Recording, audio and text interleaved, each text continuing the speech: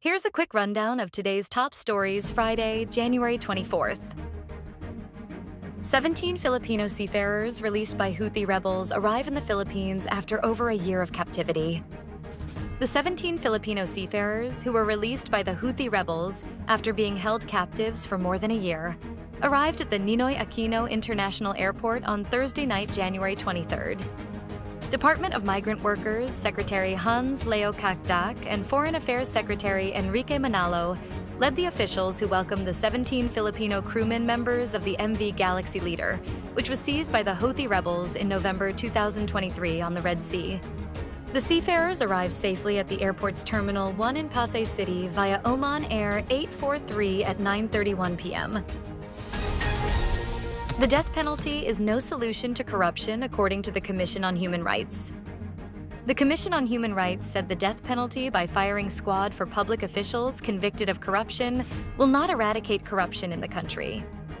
The Commission affirms that corruption is most effectively addressed through institutional reforms, consistent law enforcement, and robust transparency and accountability mechanisms, rather than extreme punitive measures like the death penalty. The Commission also reminded House leaders that the death penalty is prohibited under the 1987 Philippine Constitution, and its reimposition was officially abolished in 2006.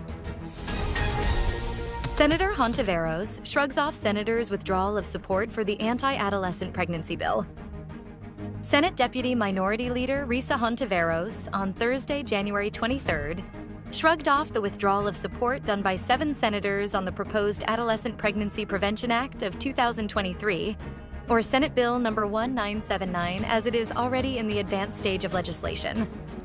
As far as she is concerned, Hontiveros said SB 1979 has already been reported out in the Senate plenary and is about to enter the period of interpolation and amendments. The senator has also filed a substitute version of the bill where the phrase, "guided by international standards," is removed. This substitute bill on SB number 1979 will be discussed in the coming days. House Solon says he knows the purpose of former President Duterte's blank budget tirade, which involves Vice President Sara. La Union 1st District Representative Paulo Ortega believes that former President Rodrigo Duterte's claims of blank appropriations in the 6.352 trillion peso national budget this year is ultimately designed to benefit his daughter, Vice President Sara Duterte. According to Ortega, the elder Duterte's allegations are a calculated move to push for the reinstatement of the vice president's 2 billion peso budget in 2024. The House Deputy Majority Leader said that this is a deliberate effort to mislead the public and manipulate the budget process to bring back the 2 billion pesos fund previously allocated to the office of the Vice President. Quimbo justifies Speaker Romualdez's call for one-year moratorium on PhilHealth premiums. Pointing to its surplus of funds, Marikina City 2nd District Representative Stella Quimbo is prodding the Philippine Health Insurance Corporation to seriously consider the proposed year-long moratorium on premium collections. No less than House Speaker Martin Romualdez has called for such moratorium. Quimbo said during the recent House Committee on Good Government and Public Accountability briefing on PhilHealth's finances that this is the Speaker's appeal, advising to think about it, and that a moratorium is doable due to the amount of funds they have left.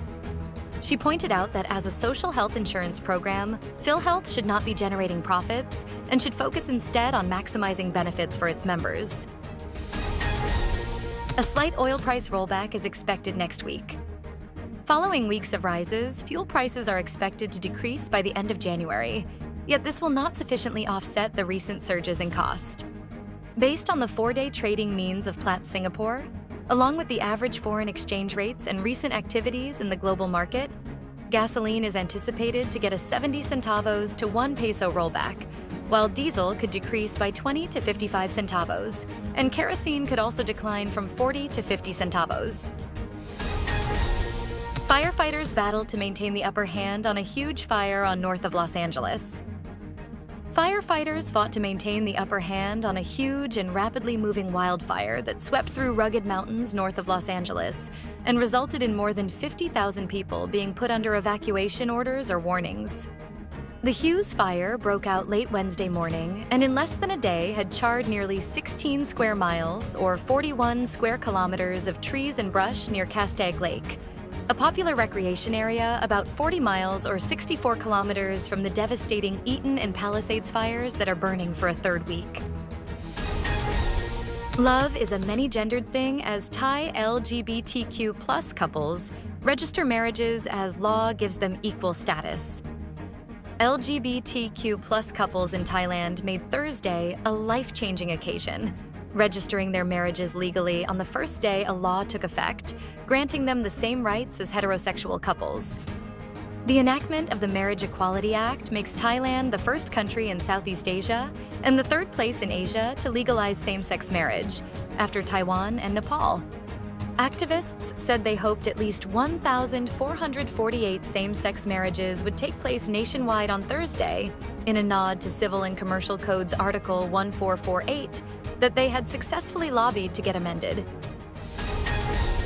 Stay updated with the latest news. Visit our website at www.mb.com.ph